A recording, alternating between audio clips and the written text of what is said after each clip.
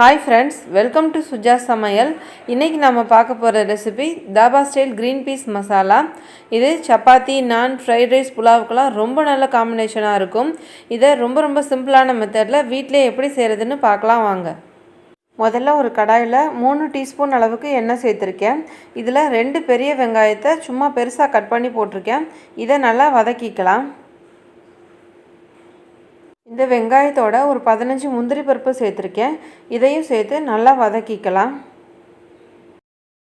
வெங்காயமும் முந்திரி பருப்பும் நல்லா வதங்கிருச்சு. இப்போ ஸ்டவ் ஆஃப் பண்ணிடலாம். இதை ஆறுனதுக்கு அப்புறமா ஒரு நல்ல பேஸ்ட்டாக அரைச்சி எடுத்துக்கலாம்.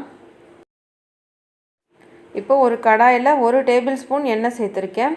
இதில் 3 ஏலக்காய், 4 கிராம்பு, 2 துண்டு பட்டை, கொஞ்சமாக கல்பாசி சேர்த்து தாளிச்சுக்கலாம்.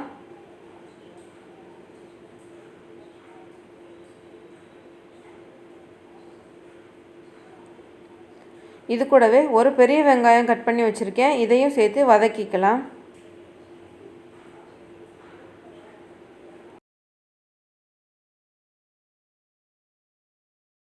வெங்காயம் நல்லா வதங்கிருச்சு. அடுத்ததாக இதில் 2 பச்சை மிளகாய் பொடிசாக கட் பண்ணி சேர்த்துக்கலாம். இது கூட 2 டேபிள் ஸ்பூன் இஞ்சி பூண்டு விழுது சேர்த்துக்கலாம்.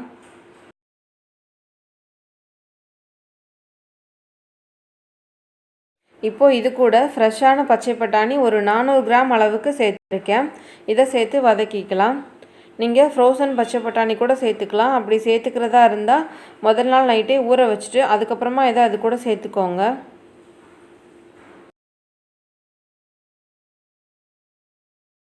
பச்சை பட்டாணி 1 நிமிஷம் வதங்கிருச்சு. இப்போ இது கூட 2 டீஸ்பூன் அளவுக்கு காஷ்மீரி சில்லி பவுடர் சேர்த்துக்கலாம். இந்த கிரேவிக்கு தேவையான அளவு உப்பு சேர்த்துக்கலாம்.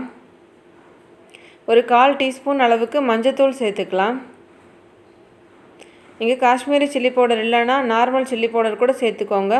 இது சேர்த்துக்கிட்டிங்கன்னா உங்களுக்கு கலர் நல்லா கிடைக்கும். அடுத்ததாக இது கூட ஒரு 4 தக்காளியை அரைச்சிட்டு சேர்த்துருக்கேன். இதுக்கு தேவையான அளவு தண்ணி சேர்த்துக்கலாம்.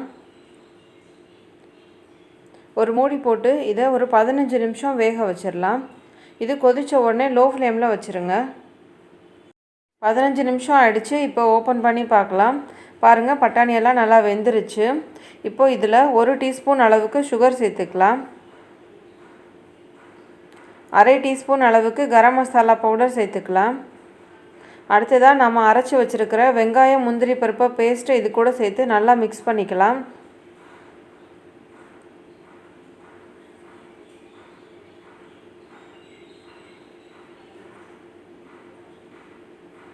இப்போது இன்னும் கொஞ்சம் தண்ணி சேர்த்துக்கலாம்.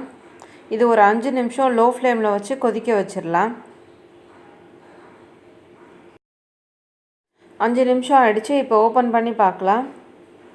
நம்ம காஷ்மீரி ரெட் சில்லி பவுடர் சேர்த்ததுனால பாருங்கள், இதோட கலர் நல்லா ரெட்டாக வந்திருக்கு.